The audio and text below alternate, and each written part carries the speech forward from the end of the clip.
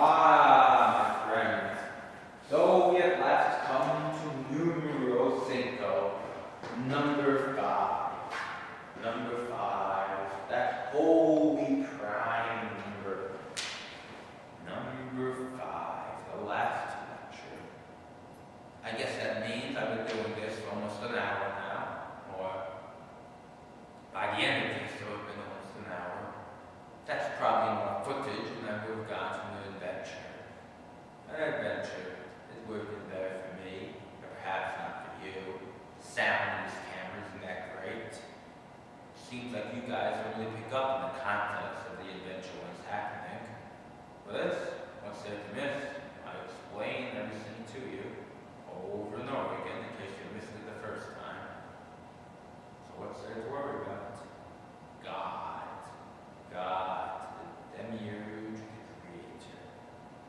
Yes, I met God once, you know. He was a scientist, a man of the mind, an intellect, an engineer, and he was working on something, this God, if you want to call it that.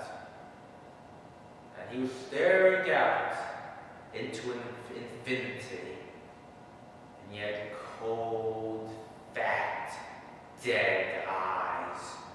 Yes, that is what I remember of God. Those dead eyes, unmoving, staring out into the infinite. That is the God to whom you pray. A fat scientist, unmoved, unthinking, just staring out into the stars, into the infinite, dead to man, dead to himself, but alive. What good is him alive? Is more scary than he is alive. Perhaps it'd be better if we were left alone. What a world, what a world. That's the world that we have flung into, or that we flung ourselves into, flinged ourselves into. It's strange in some way. But what did Victor Hugo say of Jean Valjean? But then, why, credit to Victor Hugo. There are thin lines written on the tombstone in pencil, the elements washed away. Perhaps Hugo read them off a grave, the same way he saw the words "Antak" for fate in Greek, written in Notre Dame de Paris. So perhaps Claude Frollo and Victor Hugo are both real. Perhaps this is the real tombstone. He sleeps, and although his fate was strange, he lived. He died when he had no longer his angel. He sleeps. They don't. Although his fate was strange, he lived. It's not our fate strange, and yet we must live. But that was the destiny of Jean Valjean. And what is greater than Jean Valjean? Who could be more than Jean Valjean? Jean Valjean's grace with them all. And if his fate was strange, and yet he lived, let us deal with our strange fates and live. For Jean Valjean, 24601. Napoleon. Yes, Jean Valjean is Napoleon. You see, he was born in 1769, the year Napoleon was born, and he was released from his so-called prison in 1815, the year Napoleon was exiled to Elba. Is it not clear that Napoleon escaped from his prison and assumed the name of Jean Valjean? And who was it who made the good Bonaventure, Myriel, the good bishop of Arras? Who made him the bishop? Napoleon.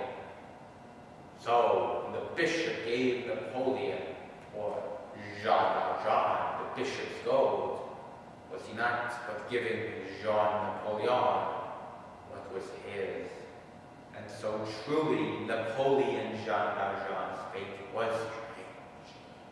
But truly, he lived. And was not he in prison for 19 years? For what is the more unescapable prison than the prison of the Star of Destiny? And that was the Emperor's prison, La République. I can hear the trains rattling now. Outside, they go closer, closer, closer to the door. Those shaking, shaking chains. Well, I'm not close to my 10 minutes yet. The chains, they grow closer and closer. So maybe it'd be best if I ended a little early. What does it matter? Might be bitter that we did not have our adventure today. I would have planned it anyway. It was just a tease of fate that promised it and then snatched it away. And yet it couldn't have been anyway. So, what is the worry? And you that had been. It would simply have been a repeat of the old captors and adventures. Only this time, I'm wearing this jacket. That would have been the only difference. And it may have been fun, and it may have been exciting, it may have been quite an adventure for me. But don't feel, it will just be what it's always been. And no one will watch it, not even me. And it will just go on. And so, if you could have that, or you could have this, what is the difference? And where can Captor go anywhere? Anyway, where can Captor go? Perhaps some surrender to postmodernism this was. You were supposed to fall to your knees, bow down to postmodernism, to kiss it, love it, be a slave to it, unconditional surrender. You call all your demands to postmodernism the victor, you call that a surrender, you call that humbling yourself? Bah, bah, bah. Fool. How can you demand more from the victor? It is you who have not done a good enough job surrendering. Well, so be it. I hope I was talking loud enough that you can hear all this. But if you can't, it doesn't really matter. And if what I've said is important enough, then you should be able to catch it anyway. I don't know. Well, for about 8 minutes now. I could keep going for the 10. But what does it matter?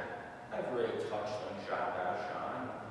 I could keep rambling on about this and that, and our loves and this.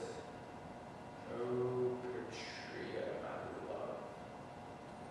I used to stand outside your house and watch you dress. Angel, darling. I thought that you would wake up to a better world. I would watch you sleep, gentle, tenderly to the night. Shadows of the moon caressing your soft face. My hands did not even need to move. The moon, Luna, lunacy, she did it for me. Oh, love, love, love. And yet, all that poetry. And what were you? Beauty. Perhaps it would have been better if you were ugly, a beast like me. Yes, no beauty in the beast. Better if it was just beast in the beast. Then there would be no wondering, no trouble. One would not have to know what it means to love beauty. One loves simply the beast, simply the monster, simply the freak. So, yes, Patria, you're very beautiful. And you led me into many, many, many traps. But I led myself into it.